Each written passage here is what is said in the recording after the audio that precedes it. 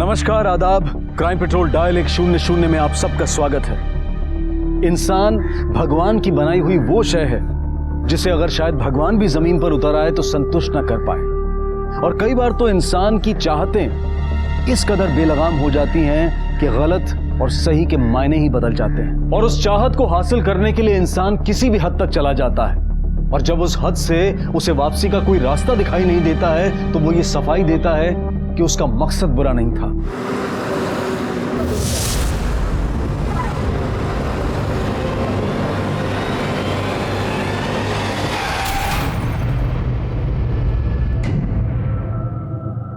ओम नमः शिवाय। ओम नमः शिवाय। ओम नमः शिवाय।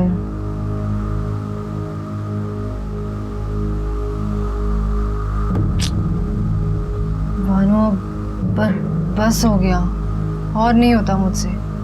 कौन उठेगा 5 बजे? नींद भी पूरी नहीं होती, पूरा दिन खराब हो जाता है। ये तब तक हमें करना होगा जब तक हमें बच्चा नहीं होता।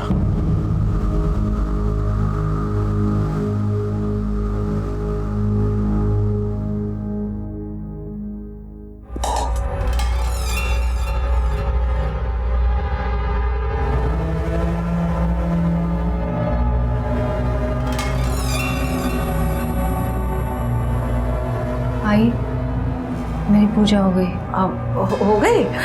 अब ये ले, गरम गरम चाय पी ले। अब मैंने अच्छी तरह से अदरक डाल के बनाई है, ले पी।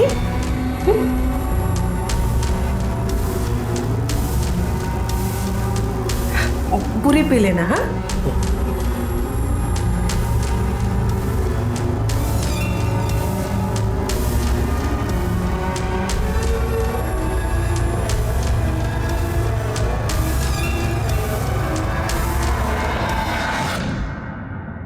रीति, चलो जल्दी, कहाँ रह गई? बस आई, 2 मिनट। चल। रोज का नाटक है तुम्हारा। अब आ गई ना, चल। तुम्हारी वजह से दुकान खोलने में देरी होती है मुझे रोज। वाह भैया, नई नई बाइक, वाह, बहुत खुश दिख रहे हो। देखा, चकाचक बाइक, इस्त्री की हुई शर्ट, देखकर ही पता चलता है कोई कामयाब आदमी जा रहा है, हमारी तरह नहीं है। ये मुझे भीख में नहीं मिला, खून पसीने की कमाई है, मेहनत से कमाई है मैंने। इस घर में तुम अकेले ही हो ना जो मेहनत करता है, बाकी सब तो मुफ्त की रोटियां तोड़ते हैं। जबान संभाल के बात कर, नहीं तो क्या चल रहा है? क्या चल रहा है? हाँ? सुबह सुबह अपनी छोटी भाई पे क्यों चिल्ला रहे हो? वो भी घर से बाहर, और कितनी बेइज्जती करवाना चाहते हो? जाओ।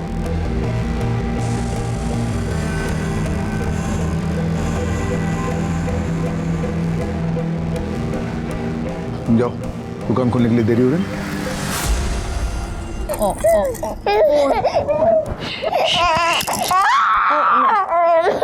ना ना,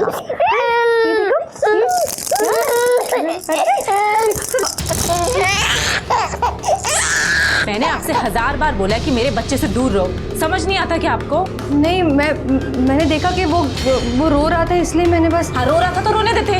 और मैं नहीं चाहती कि आपकी परछाई मेरे बच्चे पे पड़े, और आज के बाद मेरे बच्चे को हाथ मत लगाना। बस बस बस बेबी। क्या है? हाँ? सुबह जो मैंने चाय दी थी वो पी तूने? हाँ, झूठ मत बोल। उसमें जो मैंने अदरक डाली थी वो मुझे किचन के सिंक में दिखी। क्यों नहीं पी चाय तूने? क्योंकि मैं जानती हूँ कि आप मेरी चाय में और भी कुछ मिलाती है। हाँ तो मैं वो चाय नहीं पीना चाहती। उस दवाई से मुझे बुखार आता है।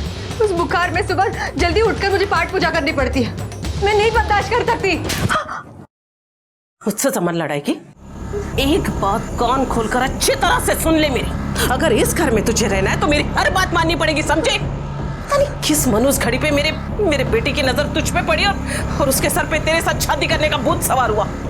मनुष्य कहीं की।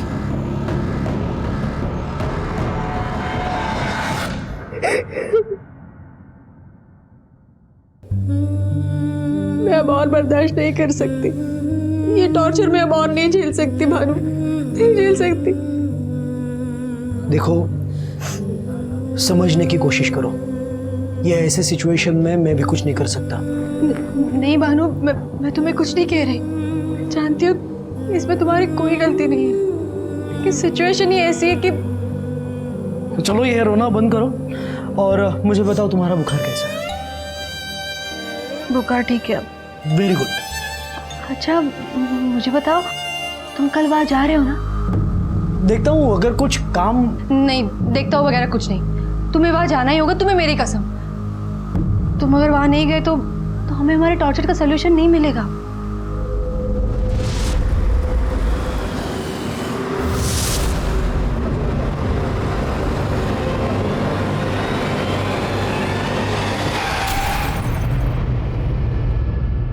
मुंबई के गोरेगांव में रहने वाले कुलकर्णी परिवार में, जिसमें बेटों की, बहुओं की, सास बहुओं की, पिता और बेटों की आपस में किसी की नहीं बनती थी।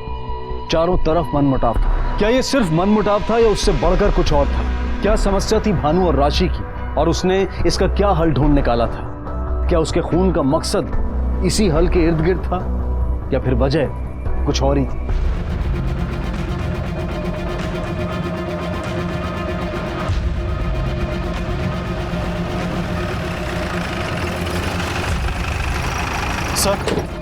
सर ये देखिए, यहाँ पर स्किड मार्क्स हैं। सर इससे तो ऐसा ही लगता है कि ये एक्सीडेंट का केस है। आइए सर। और सर ये देखिए, डेड बॉडी के सर पे गहरे चोट के निशान हैं। और सर डेड बॉडी के पास से उसका आधार कार्ड, ये कुछ सामान और ये पर्स मिला है। और सर पर्स में पैसे भी हैं, ये देखिए। मतलब ये मामला लूटपाट का नहीं है पाटिल। और सर ये देखिए, इसके आधार कार्ड पे इसका नाम भानु दिनेश कुलकर्णी और पता मालाड पश्चिम का है। बॉडी सबसे पहले किसने देखी? साहब मैंने आदमी को रोड के इधर ऐसा पड़ा देखा तो आपको कॉल किया। एक्सीडेंट होते हुए देखा था? नहीं साहब। लोखंडे, सर बॉडी को पोस्टमार्टम के लिए भेजो और परिवार वालों को शिनाख्त के लिए बुलाओ। ठीक है सर। ला इधर। 11,000 रुपए खर्च किए, ऐसे कैसे नहीं जाएगी? आई मैंने कोशिश की, वो टाइट हो रही है, नहीं जा रही हूँ। क्या कर रही है? छोड़। क्या है ये कंकड़ पत्थर? इस अंगूठी में इतना पैसा डालने की क्या जरूरत है? हाँ काय बोलता है तुम्हें? आप जानते हैं ना ये बांझ है, बच्चा पैदा नहीं कर सकती, इसलिए मुझे सारे उपाय करने पड़ते, पता है ना आपको? तुम भी तो ये। हेलो, क्या?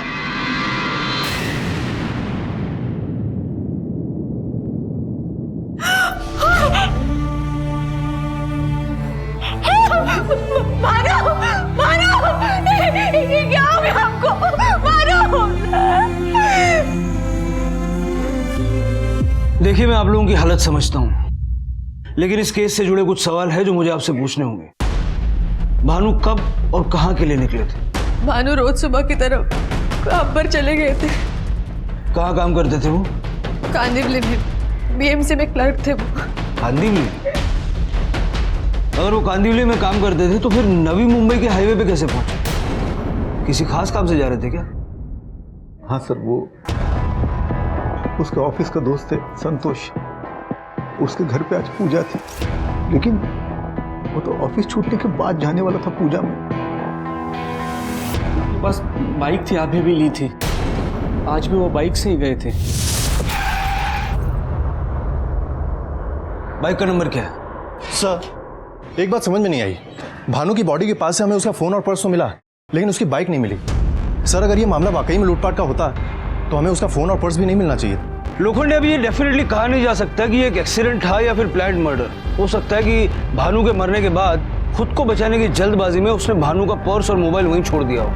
एक काम करो सर, भानु की बाइक का नंबर सारे पुलिस स्टेशन में सर्कुलेट कर दो। ठीक है सर। और सर भानु नवी मुंबई में था, लेकिन इस बारे में उसकी वाइफ को बिल्कुल भी जानकारी नहीं कि वो उस वक्त नवी मुंबई में कर क्या रहा है। हो सकता है बीवी से छुप के कुछ काम कर रहा होगा या कोई लफड़ा वगैरह होगा। फिलहाल उसकी बाइक का तो पता करो। ठीक है सर।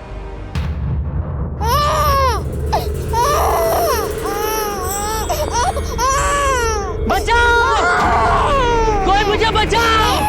बचाओ! बचाओ! बचाओ!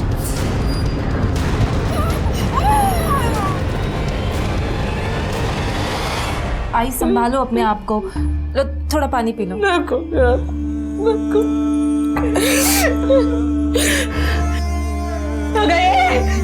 बंद कर तो नाटक कि मगरमच्छ के आंसू किसे दिखा रही है रे? सब कुछ तो तेरी वजह से हुआ है। जब से हमारे घर में आई हमारा बुरा वक्त शुरू हुआ। भानु पति थे मेरे, मैं प्यार करती थी उनसे, मैं उनका बुरा कभी नहीं सोच सकती। और आज उनकी मौत पे अब मुझे ही बातें सुना रही है। चुड़ैल, एक तो मेरे बेटे को फंसाया, उसे बेवकूफ बना के उसके साथ शादी की, हमारे घर को बर्बाद किया, और अब मुझे आंखें दिखाएगी तो मुझे आंखें दिखाएगी तो क्या करते? हरीश, माँ को लेके जा अंदर। आई चलो चलो अंदर चलो। माँ चलो आए। चलो।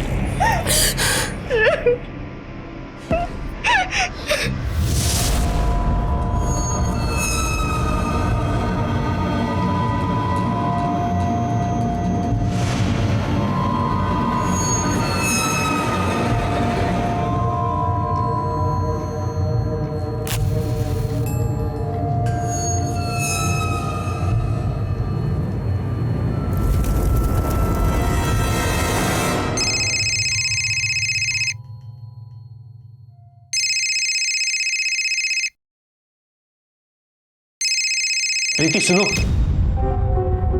मैंने सारे पेपर्स तैयार करवा लिए हैं। कल सुबह ही हमें वहां पहुंच जाना चाहिए। अब देखना, हमारे सारे सपने पूरे हो जाएंगे। जो सोचा था सब कुछ। हरीश, आया।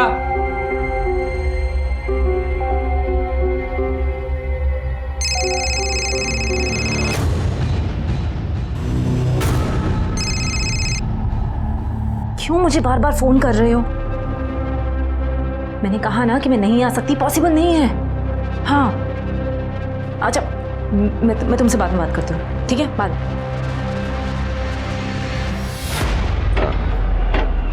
बोला है ना आपको, ये काम हो जाएगा, आपने जबान दी है। ए, कितना टाइम हो जाएगा? अरे हो जाएगा ना साहब, 15-20 मिनट तो जाएगा। वो फुटरेस्ट और फ्रेम मुड़ गया ना साहब। चाहे से कुछ बात हुई? कब निकलने वाली वो? उसने तो यही कहा था कि वो निकल चुकी है। निकल चुकी? तो अब तक तो पहुंच जाना चाहिए था ना उसे। ये आजकल के बच्चे भी ना, अरे उसका फोन भी ऑफ है, तो कैसे पता चलेगा कब निकली है वहां से, कब पहुंचेगी यहाँ पे? सर, भानु के पोस्टमार्टम रिपोर्ट के मुताबिक उसकी मौत 10 अगस्त की सुबह 10 से 11 बजे के बीच में हुई है। और सर, इससे एक खास बात पता चली है। भानु के सर पे किसी भारी पत्थर या रॉड से एक बार नहीं बल्कि कई बार मारा गया था। इसका मतलब साहब है लोखंडे कि ये कोई चोरी लूटपाट का मामला नहीं है, भानु को टारगेट करके मारा गया है। और सर, ये रही भानु की पिछले 1 महीने की कॉल डिटेल्स और कॉल लोकेशन। सर, इसके मुताबिक भानु घर से ऑफिस नहीं बल्कि सीधा नवी मुंबई हाईवे पे गया था। और सर, इसके मुताबिक वो पिछले 1 महीने में कभी भी उस हाईवे पे नहीं गया। उसके कॉल रिकॉर्ड में कुछ सिग्निफिकेंट मिला? नहीं सर, पिछले 1 महीने में उसकी ज़्यादातर बातचीत फैमिली या दोस्तों ने किए थे, और उसमें ऐसा कुछ खास नहीं मिला जिस पर शक किया जा सके। लेकिन अपना डेली रूटीन तोड़ के इस तरह से नवी मुंबई जाना, वहां उसका खून होना और उसकी बाइक गायब हो जाना, ये बात कुछ हजम नहीं हो रही। अगर उसको किसी गाड़ी ने टक्कर मारी है, बाइक भी डैमेज हुई होगी, और जो आदमी बाइक लेके भागा है वो उसे रिपेयर करवाने की कोशिश जरूर करेगा। एक काम करो सर, आसपास के जितने भी गैरेजेस हैं पता करो वहां भानु की बाइक रिपेयर होने के लिए आई है क्या। Okay sir. और एक और चीज हमें पता करनी होगी, उसके दोस्त संतोष के घर वाकई में पूजा थी भी या नहीं। लेकिन मेरे घर में कोई पूजा तो थी ही नहीं। समझ में ये नहीं आ रहा है कि भानु ने अपने ही घर वालों के साथ झूठ क्यों बोला। पिछले कुछ दिनों में आपने भानु के बिहेवियर में कुछ अलग देखा? नहीं, ऐसा तो कुछ नहीं था, नॉर्मल था। हाँ, लेकिन 10 तारीख को उसने छुट्टी ली थी। छुट्टी लेने का रीजन क्या था? भानु और राशि को बच्चा नहीं था। आई थिंक राशि को कुछ प्रॉब्लम था, इसलिए अक्सर वो डॉक्टर के पास ले जाता था ट्रीटमेंट के लिए। और ये पहली बार नहीं हुआ है कि उसने छुट्टी ली है। हरीश, छाया का फोन बंद है, मुझे चिंता हो रही कहीं उसके साथ कुछ। ऐसा करते हैं, हम पुलिस स्टेशन जाते हैं, कंप्लेंट करते हैं। हाँ चलते हैं, पहले ये तो देख लीजिए। ये क्या है? पेपर्स है, इन पे साइन कीजिए फिर चलते।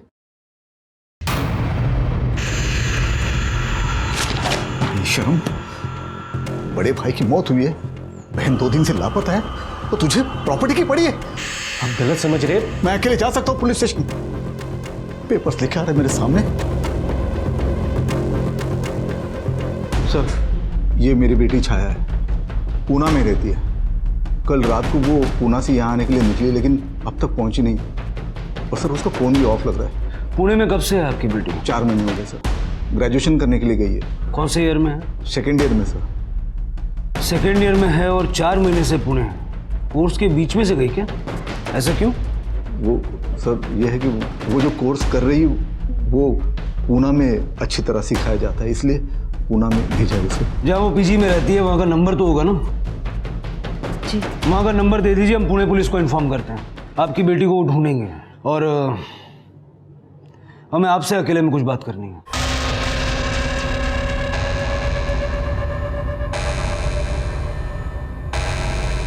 हमें पता चला है कि आपको क्लिनिक लेकर के जाने के लिए भानु अक्सर ऑफिस से छुट्टी लेता था।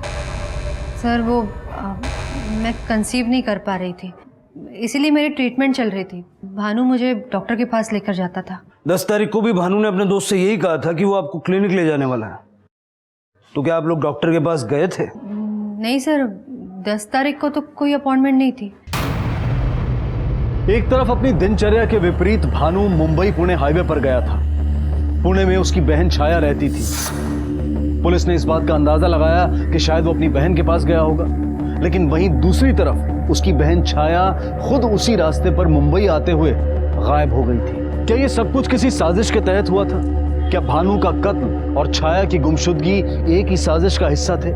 क्या वाकई में इनके तार आपस में जुड़े हुए थे? एक तरफ जहां पुलिस पुणे में तहकीकात कर रही थी, वहीं दूसरी तरफ वाशी में पुलिस सभी बाइक रिपेयर्स की शॉप में भानु की बाइक तलाश रही थी, इस उम्मीद में कि शायद कोई सुराग हाथ लग जाए।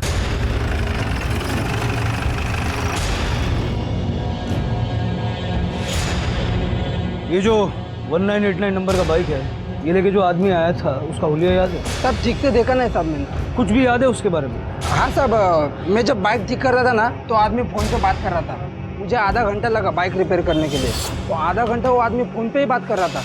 कितने बजे की बात है ये?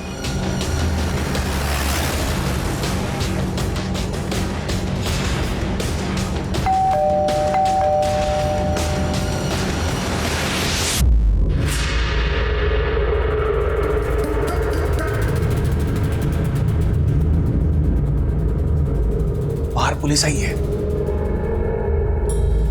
क्या करें?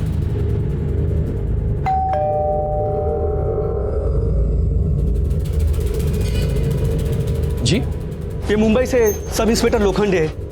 इस केस के सिलसिले में आपसे कुछ पूछताछ करना चाहते हैं सर। जी कहिए। आपके यहाँ एक छाया नाम की लड़की आई थी पीजी में, कहाँ है वो? वो तो 15-20 दिन ही आ रही और 4 महीने पहले यहाँ से कहीं चली गई। चली गई? लेकिन उसके घर वालों को तो ये बात पता ही नहीं है कि वो यहाँ से चली गई। अभी कहाँ रहती है वो? पता नहीं। अच्छा, इतना तो पता होगा ना कि किस कॉलेज में पढ़ती है वो? जी नहीं। ठीक है।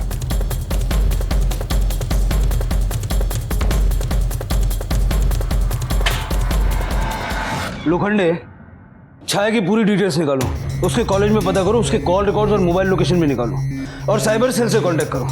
पता करो कि 2 बजे गैरेज के आसपास ऐसे कितने नंबर एक्टिव थे जिनका कॉल ड्यूरेशन आधा घंटा या उसके आसपास का है। लेकिन सर, वो एरिया तो काफ़ी भीड़ भाड़ वाला है सर। ऐसे तो उस नंबर तक पहुँचने में काफ़ी टाइम लग जाएगा। लोखंडे, इस वक्त हमारे पास कोई दूसरा रास्ता नहीं है।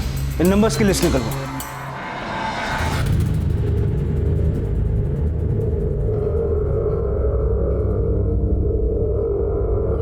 गए वो लोग।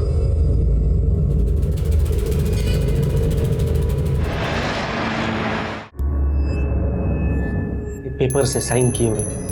एक्चुअली बाबा आज नहीं आ सके, उनकी तबीयत ठीक नहीं। हार्ट अटैक आया ना उन्हें, तो हॉस्पिटल में एडमिट किया है। ठीक है, मैं देख लूँ। छाया तो 4 महीने से क्लास में आई नहीं। उसका भाई भानु आया था, कह रहा था कि उसे वापस मुंबई लेकर जा रहा है। क्योंकि उसकी तबीयत ठीक नहीं थी, इसलिए उसे कॉलेज छोड़ना पड़ा। ये उसकी बेस्ट फ्रेंड है ट्विंकल। सर, मैं और छाया एक ही बेंच पे बैठते थे, पर हमारी ऐसी कोई दोस्ती नहीं थी। मुश्किल से 15-20 दिन की क्लास अटेंड की थी उसने। छाया ने कभी तुमसे कोई बात शेयर नहीं की अपनी फैमिली के बारे में या किसी खास के बारे में? फैमिली के बारे में तो नहीं, पर हाँ मनीष के बारे में बताया था।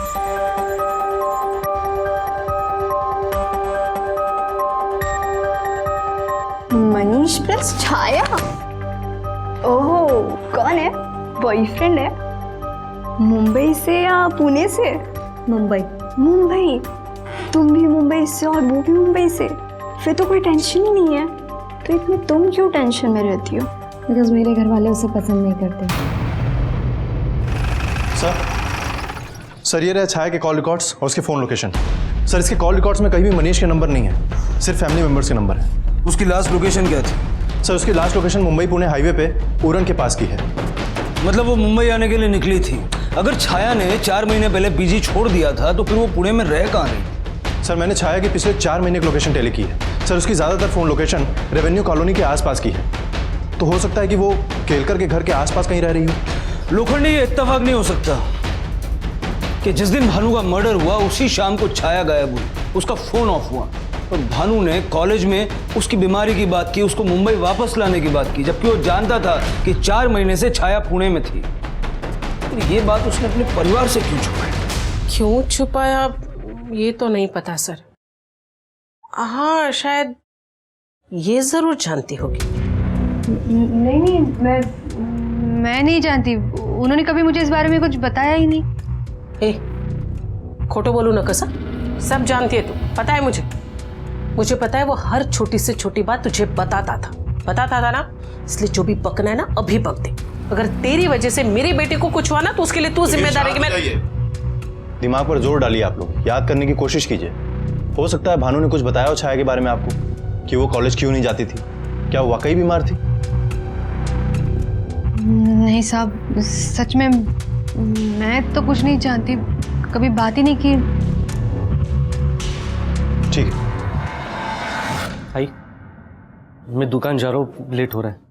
आई, मैं भी ऑफिस के लिए निकलती हूँ। हाँ ठीक है। अच्छा तुम बस से जाओगे या मैं तुम्हें छोड़ने चलूँ? नहीं, मैं बस से चल जाऊंगी, मुझे बहुत देर हो रही है। ठीक है? ठीक है।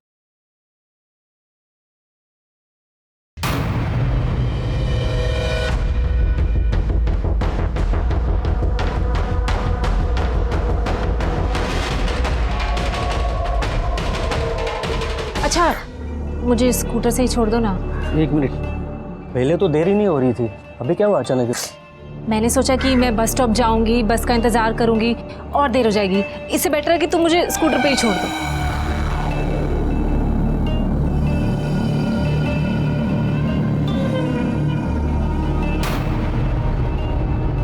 सर, जो इंसान प्रॉपर्टी के लिए अपने पिता को झूठा हार्ट अटैक दे सकता है, तो क्या ये मुमकिन नहीं कि वो अपना काम निकलवाने के लिए अपने भाई को ही रास्ते से हटा दे?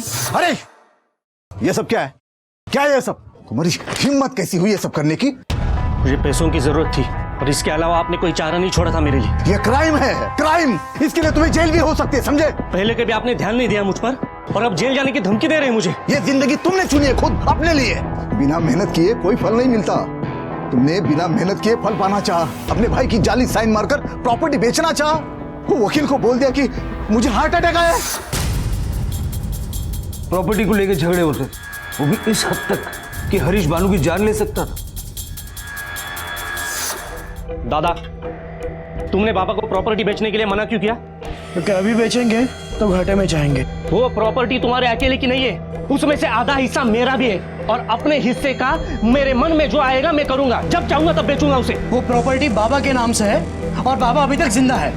हाँ, तुम्हारा पेट भर गया ना, अभी सरकारी नौकरी मिली है, तुम्हारी लाइफ सेट है, इसलिए ज्ञान दे रहे हो मुझे। मेरी तरह बाबा के साथ राशन की दुकान में झक मारनी पड़ेगी ना, तब पता चलेगा तुम्हें। चिल्लाने की जरूरत नहीं है, तुम्हारा प्रॉब्लम तुम्हें ही सॉल्व करना होगा। और खबरदार, मुझसे आइंदा से ऐसी बात की तो चलो निकलो। मैं ऐसी बात करूंगा, क्या करोगे? मारोगे मुझे? चुप बैठो। मारो ना, मारोगे मुझे? मारोगे मुझे? क्या करोगे? क्या करे?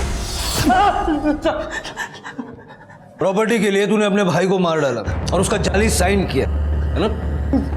मैंने साइन किया सर, लेकिन मैंने मारा नहीं उन्हें। तेरे और भानु के प्रॉपर्टी को लेकर झगड़े होते थे, मारपीट भी हुई थी। मारपीट हुई थी सर, लेकिन उन्होंने ही शुरू की थी। भानु का तेरे अलावा किसी और के साथ झगड़ा नहीं हुआ था, समझा? मनीष के साथ हुआ था सर। वही मनीष जिसका छाया के साथ अफेयर था। मेरे घर वाले कभी नहीं मानेंगे यार। अरे मान जाएंगे, तुम टेंशन मत लो। पूना जा रही हूँ मैं। तू फिर से इसके साथ घूम रही है? दादा प्लीज छोड़ो दादा। दादा दर्द हो रहा है। देखिए उसको चोट लग रही है। दादा प्लीज छोड़ो। उसका हाथ छोड़ दीजिए। तू मुझे सिखाएगा मैं अपने बहन के साथ कैसे बिहेव करूं? दादा हाँ? तू सिखाएगा मुझे? तू सिखाएगा मुझे अभी? देखिए अपनी लिमिट क्रॉस मत करिए वरना मेरा हाथ भी उठ सकता है। आइंदा से छाया के आसपास भी दिखाई दिया ना तो मैं तुझे सिखाऊंगा कि हाथ उठाना किसे कहते हैं। समझ गया? निकल तू चल गया। मनीष की वजह से दादा ने छाया को पुनः भेजा था। रहता कहाँ ये मनीष? तुमने बताया ना, तुमने बताया ना हरीश के बारे में पुलिस को? हाँ? से मेरे घर में आई है, मेरे घर को नर्क बना के रख दिया। मेरे बेटे को खा गए और हरीश को पुलिस के हवाले कर दिया। बहुत कान खोल कर अच्छी तरह से सुन ले तू। अगर मेरे बेटे को पुलिस ने नहीं छोड़ा ना तो तेरा ताना पानी इस घर से बंद। एक दिन भी तुझे इस घर में रहने नहीं दूंगी, समझी?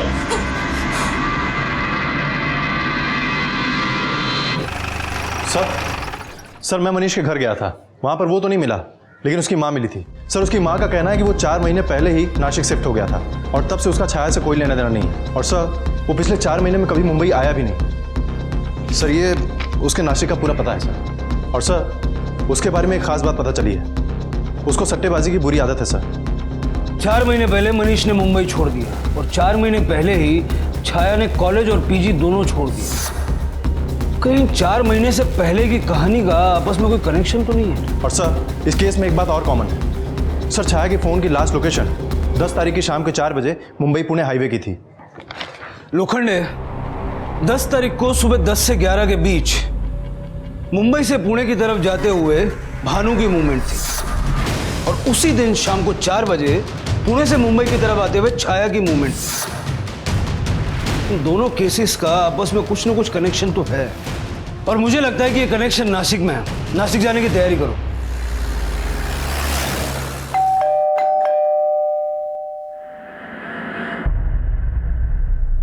तुम यहाँ क्या करने आई हो?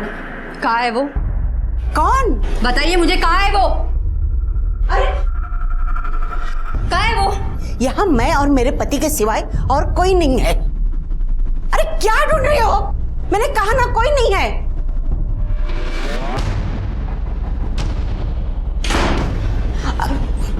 अरे कहाँ जा रही हो तुम? देखो इस तरह किसी के घर में घुसते नहीं आप है। पीछे हटिए, मैं आज उसे ढूंढ कर रहूंगी। अरे रुक जा, बताइए मुझे, कहाँ है वो? मैंने कहा ना 4 महीने पहले ही वो यहाँ से चली गई है। झूठ बोल रहे हैं, मैं जानती हूँ छाया यहीं पे है। साफ साफ बताइए वो कहाँ है, वरना क्या करोगी? पुलिस में जाओगी? जाओ, जा पुलिस में जा। अरे जा ना।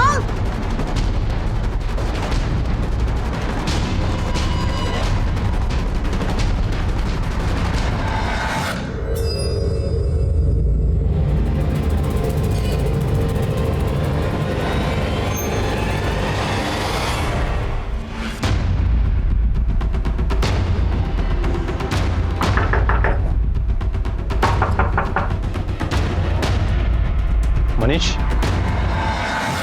सर मैं नहीं जानता छाया कहाँ है। भानु की वजह से मैं और छाया अलग हुई। वो अपने भाई के कहने पर मुझे छोड़कर पुणे चली गई तो मैंने भी उसके बारे में सोचना छोड़ दिया। पिछले 4 महीने से ना तो मैंने उसकी शक्ल देखी है और ना उसकी आवाज़ सुनी है। और सर मेरा यकीन मानिए, मैंने किसी का खून नहीं किया है और ना ही किसी को गायब किया है।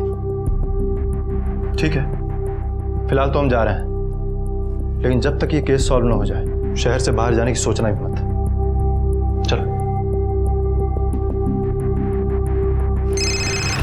हाँ लोखंडे बोल। सर मैंने मनीष से पूछताछ की है।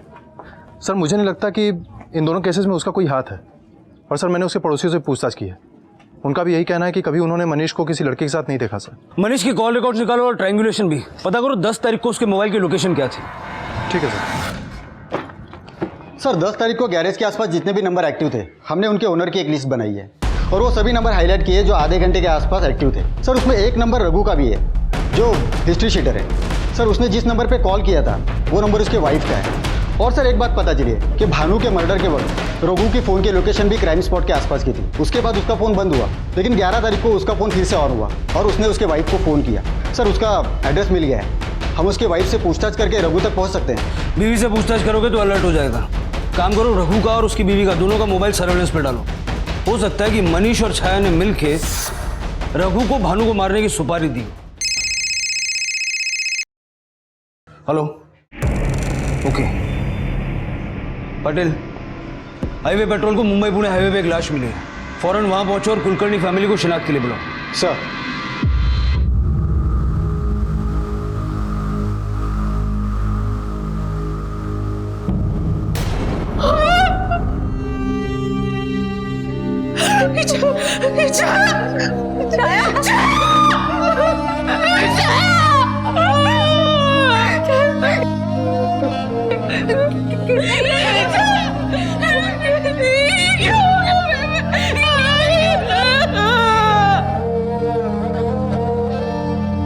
साइबर सेल से कांटेक्ट करो, उनसे कहो कि जैसे ही छाया का फोन ऑन होता है हमें इन्फॉर्म करें। सर।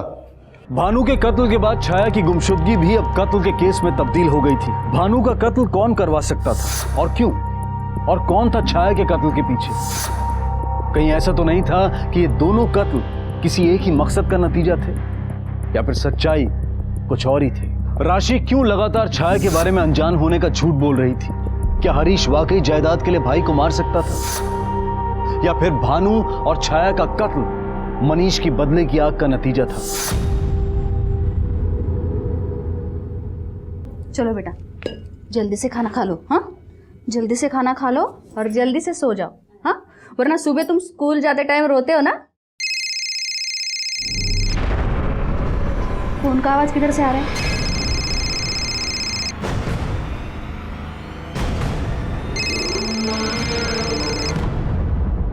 सर, छाया का ये फोन एक 10 साल के बच्चे के पास देवलाली में मिला है। सर, इसको ये फोन तब मिला जब वो झाड़ियों में अपना क्रिकेट बॉल ढूंढ रहा था। और सर, फिंगरप्रिंट एक्सपर्ट ने इसकी फिंगरप्रिंट्स ले ली है। जल्दी रिपोर्ट आ जाएगी। और सर, ये रही छाया की पोस्टमार्टम रिपोर्ट। सर, इस रिपोर्ट के मुताबिक छाया ने भी कुछ दिन पहले ही बच्चे को जन्म दिया था। ये क्या बकवास कर रहे हो आप? मेरी मरी हुई बेटी को बदनाम कर रहे हैं। अरे मेरी छाया की तो शादी भी नहीं हुई थी, फिर वो प्रेग्नेंट कैसे हो सकती है? पूरे परिवार में से किसी को भी नहीं पता कि छाया प्रेग्नेंट थी। लोखंडे सर, ये फोटो देखी है पहले आपने कभी?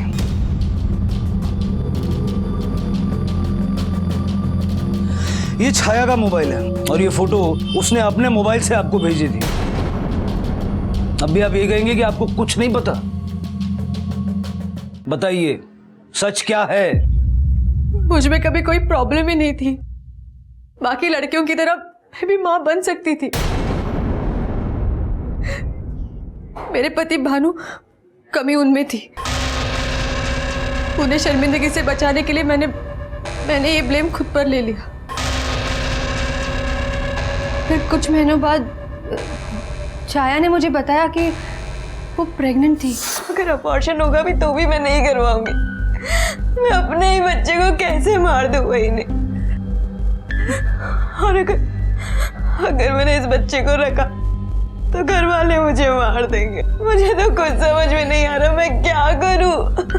देखो छाया, तुम जैसा चाहोगी ना बिल्कुल वैसा ही होगा। तुम टेंशन मत लो, कोई ना कोई रास्ता निकाल लेंगे। छाया, मुझे बच्चा चाहिए था सर, और इसीलिए मुझे एक उपाय सूझा। ये कभी नहीं हो सकता और मैं होने नहीं दूंगा। मेरी बहन उस लफंगे मनीष के बच्चे को जन्म नहीं देगी। भानु प्लीज, कोई सुन लेगा तो। सुनने दो। देखो, एक बार मेरी बात ठंडे दिमाग से सुन लो। देखो, हम छाया को पूना भेज देंगे। वहाँ मेरे पड़ोसी थे ना, मिस्टर एंड मिसेस केलकर, उनके पास। छाया का बच्चा शहर के बाहर पैदा होगा तो किसी को पता भी नहीं चलेगा, और फिर हम उसे अडॉप्ट कर लेंगे। छाया का बच्चा उसकी आंखों के सामने रहेगा। इससे अच्छी बात और क्या हो सकती है? क्या फालतू जैसे सपने देखने लगे तुम? जो नहीं हो सकता वो नहीं हो सकता। ठीक है, तो मैं सबको सच्चाई बता देती हूँ। क्या बताओगी तुम? कि हमारा बच्चा क्यों नहीं हो सकता। इस रोज रोज के टॉर्चर से तो बच जाऊंगी मैं। कहीं ऐसा तो नहीं कि आप इस टॉर्चर से तंग आ चुकी थी और भानु ने भी आपका साथ नहीं दिया और इसी गुस्से में आके आपने भानु को मरवा दिया? नहीं सर, मैं अपने पति से बहुत प्यार करती थी। ऐसा कुछ करना तो छोड़ो, मैं ऐसे सपने में भी नहीं सोच सकती थी। मुझे तो ऐसा लगता है कि सबके पीछे केड़कर फैमिली का हाथ है। छाया उनके यहाँ पीजी के तौर पे रहती थी। मैं वहाँ हर रोज़ फ़ोन करती थी। एक दिन उन्होंने बताया कि छाया वहाँ रहती ही नहीं, वहाँ से कहीं और चली गई है। सर, उसे पीजी से निकालने का कोई प्लानिंग नहीं था। उसे कॉलेज से निकलवाना पड़ा था क्योंकि उसका पेट दिखने लगा था और उसे आराम की ज़रूरत थी।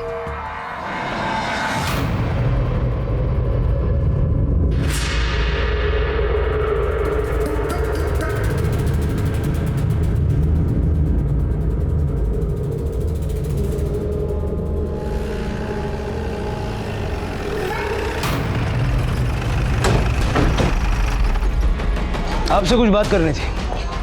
अभी मैं थोड़ा बिजी हूँ, बाद में बात करते हैं। 1 मिनट मिस्टर गिरकर।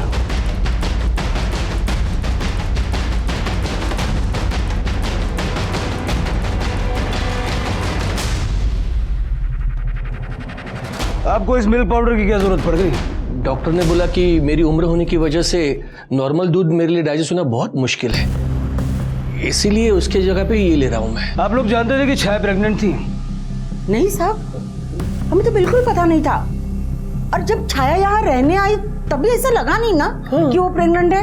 एक बार आपका घर देख लें। आपको क्या लगता है हम गुनहगार हैं? आप क्या समझते हैं क्या हमने कुछ गुनाह किया है? हमें लगता है कि आपने छाया का बच्चा छुपा के रखा है। नहीं, ऐसा कुछ नहीं है। ममता शांत हो जाओ। देखने दो उन्हें, देखने दो। जाइए सर, आप देखिए। बगा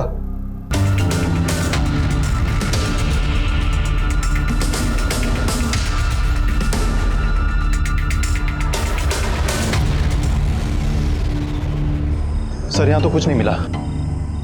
कोई ना कोई तो हमें गुमराह करने की कोशिश कर रहा है। या तो राशि झूठ बोल रही है या फिर ये Kelkar family. Excuse me sir. Hello. ठीक है हम आते हैं। सर, रघु की वाइफ के फोन पर नाला सुपारा के एक पीसीएस कॉल आया है।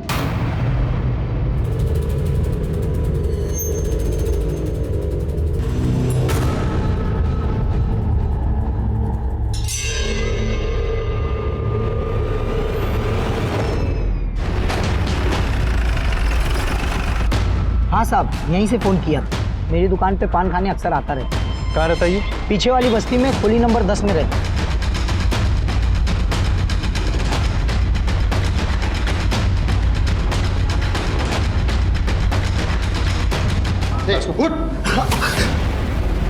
क्यों मारा रे? सर, अपन क्या करता साहब? ये अपन का धंधा है और साहब धंधा तो करना पड़ेगा ना।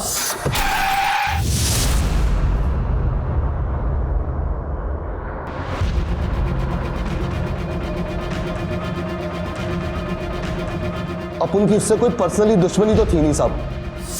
अपन को पैसा मिला तो मैंने उसे मारा। किसने दिया पैसा?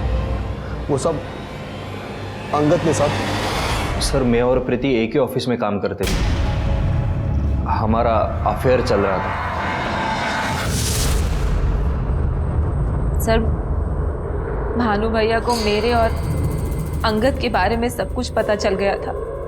उसके बाद से वो मुझे ब्लैकमेल कर रहे थे। अगर तुम चाहती हो कि तुम्हारी ये अफेयर वाली बात घर में किसी को ना पता चले तो मैं जो बोल रहा हूँ वो सुनो।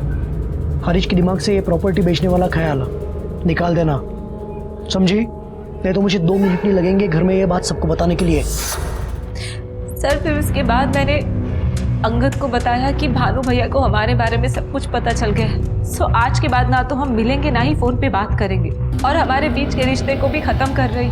ऐसे कैसे खत्म हो जाता?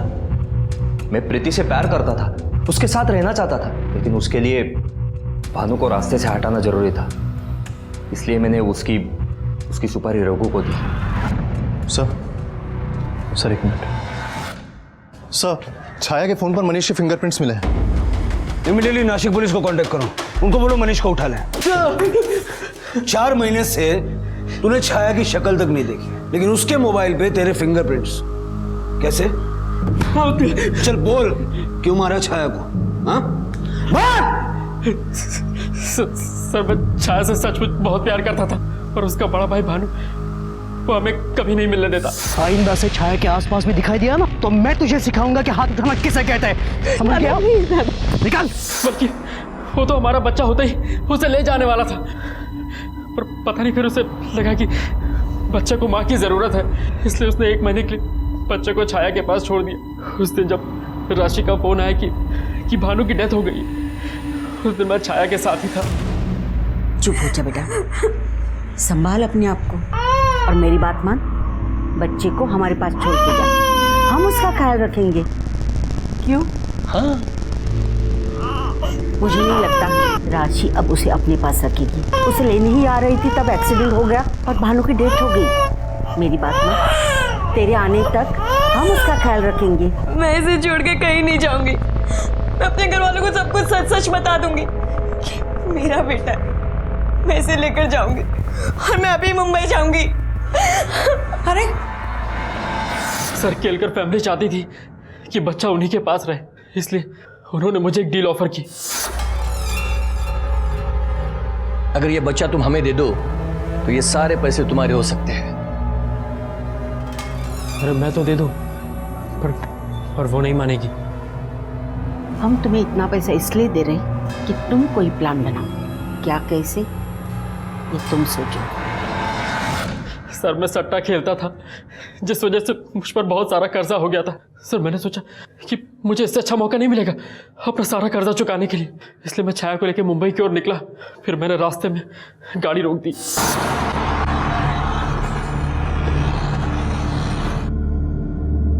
क्या हुआ? गाड़ी क्यों रोक दी? बड़ी जोर की आई, फिर हो गया था।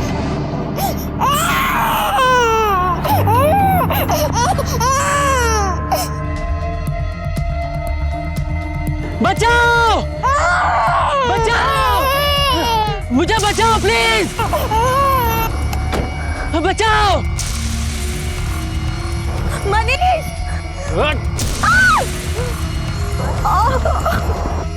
फिर मैंने छाया की लाश को वही हाईवे पर ठिकाने लगा दिया और बच्चा लाकर केलकर फैमिली को दे दिया और पैसे लेकर निकल गया। जिस पैसे के लिए तूने छाया की जान ली और अपने ही बच्चे को अनाथ कर दिया, वो पैसा तेरे किसी काम नहीं आएगा। क्यों पता है? क्योंकि तू जिंदगी भर जेल में सड़ेगा। चल बोल, बच्चा कहाँ है? सर, बच्चा अभी भी केलकर फैमिली के पास है।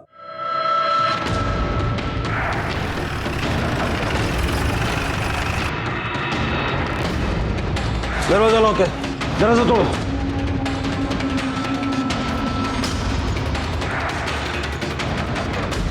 पूरा घर अच्छे से देखो। अच्छा।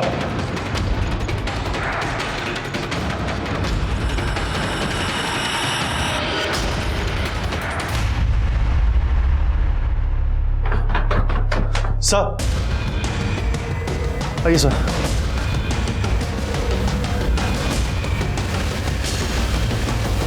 पुलिस की तमाम कोशिशों के बावजूद वो अब तक छाया के बच्चे और केलकर फैमिली तक नहीं पहुंच पाए हैं। उनकी तलाश अब भी जारी है। रघु को भानु के कत्ल के लिए, अंगद को भानु के कत्ल की साजिश के लिए और मनीष को छाया के कत्ल के लिए गिरफ्तार किया गया और ये तीनों इस वक्त न्यायिक हिरासत में हैं। क्राइम पेट्रोल के माध्यम से हमारी उन सभी लोगों से गुजारिश है जिनके अपने बच्चे नहीं हो पाते कि वो समाज के झूठे दबाव में आकर गलत तरीका ना अपनाएं, बल्कि उन मासूम बेसहारा अनाथ बच्चों की तरफ अपना हाथ बढ़ाएं जिन्हें प्यार और घर परिवार की तलाश है, जिनकी आंखों में इंतजार है किसी ऐसे का जो उन्हें अपनापन दे सके। इसी विचार के साथ अब मैं अनूप सोनी आपसे विदा लेता हूं।